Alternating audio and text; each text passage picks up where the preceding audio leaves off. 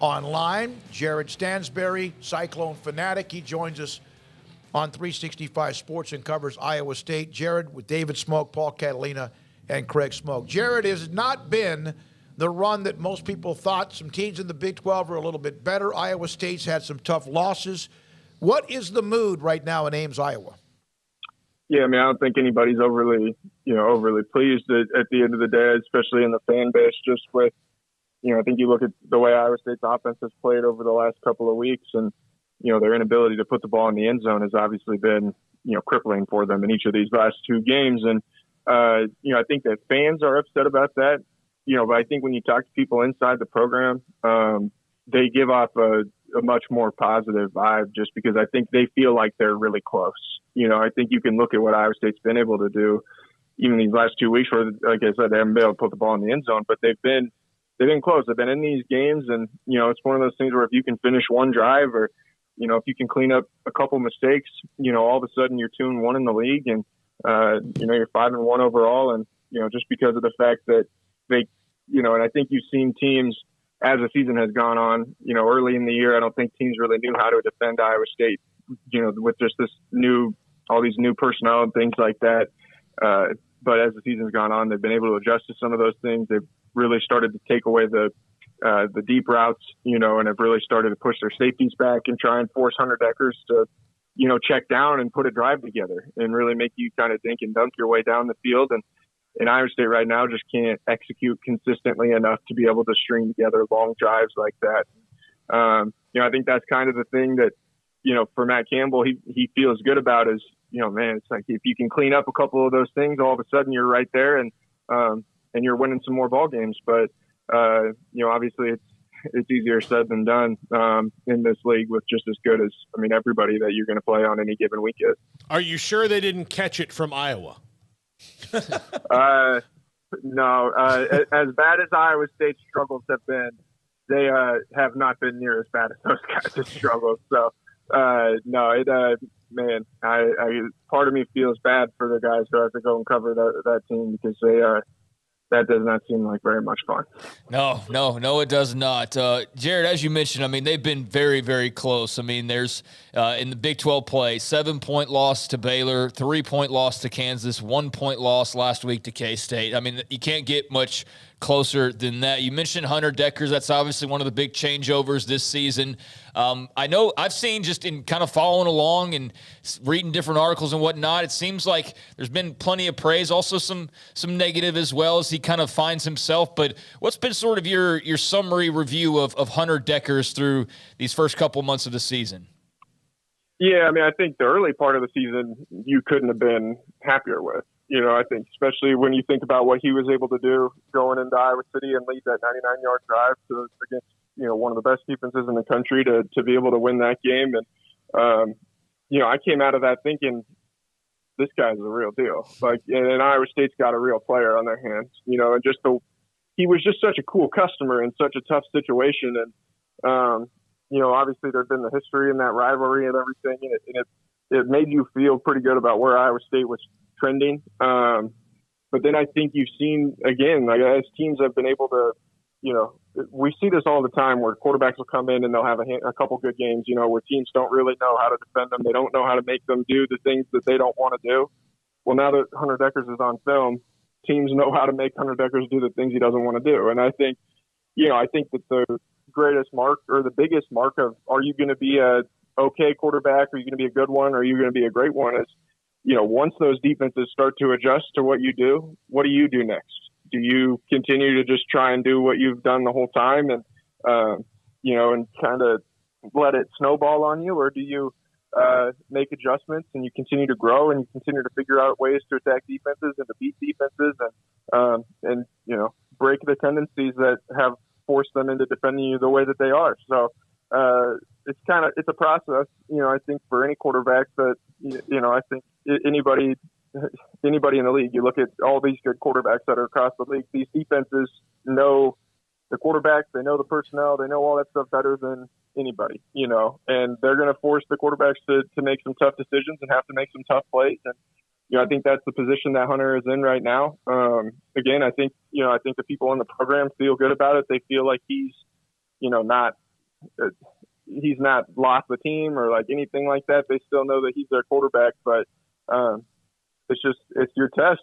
What are you going to do now that you're facing some adversity? Are you going to continue to grow, or are you going to pout about it? And I think they feel like Hunter's been doing the things that he needs to do to be able to grow. And I think that if he can continue to make those strides, then they should have a chance to be able to win a couple games here down the stretch. But obviously, it's a process, especially with just a lot of youth in the receiving core outside of Xavier Hutchinson. And right now, I mean, the last 2 weeks, X has been targeted 17 and 18 times in the last 2 games, 35 times over the last 2 weeks. And I think that the other 5 or 6 guys that Iowa State puts out there that they'll throw the ball to have combined to be targeted less than that. I mean, well less than that, like 25 times over the last 2 weeks. So it's how do you figure out a way to balance that a little bit to where you're not relying on Xavier Hutchinson so much? How do you spread the ball around to some of these other good players that are on this offense? And because I think at the end of the day, there's no reason for Xavier Hutchinson to be targeted as much as Allen Lazard was when you consider what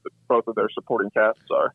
What is the frustration level knowing that 2 years ago they were in the Big 12 championship game and looked like they were set to be at least consistently in the mix? Not that they aren't, but obviously the Baylor last year looks like Kansas State. Who knows how they're going to finish, or TCU, or heck, what we see even from Kansas and a couple of others. Is there any kind of a thought that the window they thought might be long and wide and sustainable is not quite that?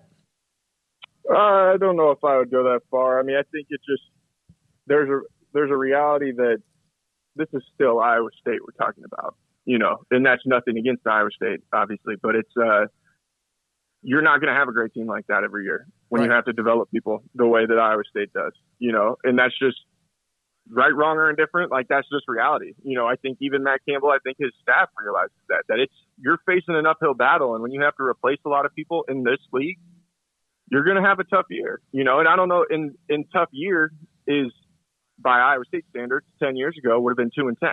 They're not going to go 2-10, so the floor has risen considerably. Like for what I think a bad Iowa State team, or not a bad Iowa State team, but a not as good Iowa State team is.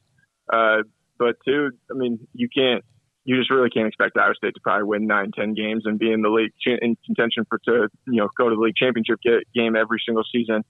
But can you be in contention to go to a bowl game every year? Absolutely. Can you be in contention to win 7 or 8 games? Absolutely. But, I think that right now that's kind of what the reality that everybody is, just kind of coming to terms with, that, at the end of the day, when you have a really good team that has a bunch of seniors and a bunch of veterans, like what those last 2 Iowa State teams did, all those guys leave, and then they have to be replaced by somebody. And then those guys have to go through the same growing pains that the guys before them did. And so it's just all part of a, kind of an up and down cycle where when you're a school like Iowa State, where you don't recruit in the top 10 level or top 15, top 20 level, you got to be constantly developing people, and they've got to be coming together, and people are going to be on different schedules and things like that. And it's like, can you get a group that all comes together at the same time? And when you get that is when you can get a team that can contend to win the league. And, obviously that's not where they're at right now. So it's just, I don't think that anybody sits here and is like, oh man,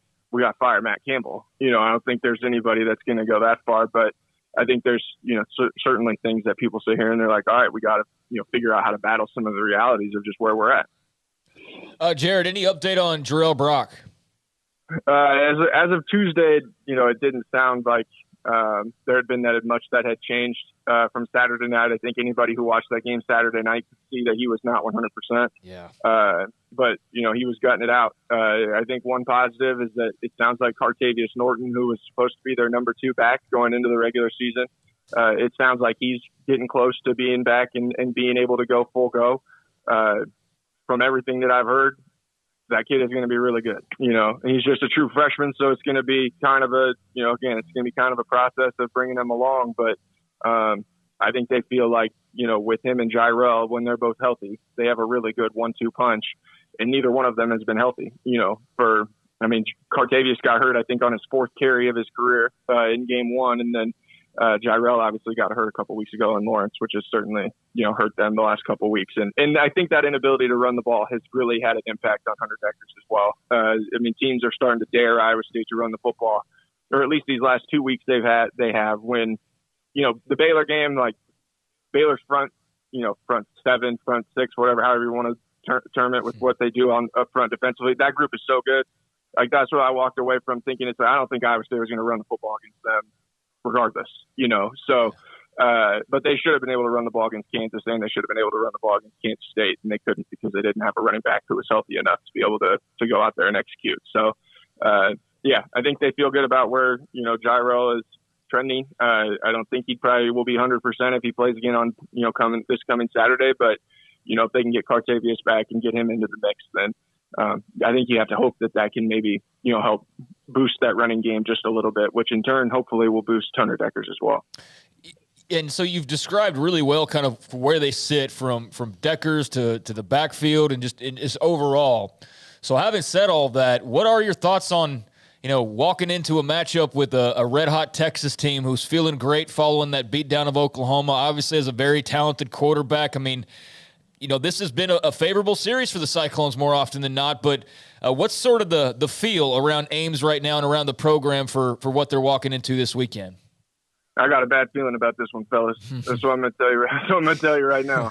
I don't think, I don't know if Iowa State's going to get beat by 50, or something like that. But I think that this is one where the Cyclones are going to have some trouble keeping up, just because based on what we've seen from this offense the last several weeks, this is not the team I think that you want to play when you're trying to continue to gel. And I don't even know how much that is speaks on what Texas has been able to do as a team, but I think just with what the athletes that they're able to bring to the table. And, Matt Campbell said on Tuesday during his press conference that, this is whatever the 6th, 7th team Texas team they've played. And he said he thinks this is the best one that they've played. And, I don't know if that will end up proving out in the end, but obviously they're a really talented football team. And I think too, Iowa State's had a lot to say about the Iowa State-Texas series over the last several years with the 5-star culture and 5-star players thing. I find it hard to believe that if Texas got an opportunity to pour it on a little bit, they would not do so. Like they did against Oklahoma. It might be that same bloodletting, so to speak. Oh, Jared, no, is this a revenge tour? Yeah. Is that what we're in the midst of here? They have one. They're due for one. Thank you, Jared. Good stuff as always. Thanks for your time and insight and knowledge on Iowa State. Yeah, for sure, guys. Anytime. Jared Stansbury with us, Cyclone fanatic. We appreciate his time. And he's just very real about where they are, who they are, and what they are.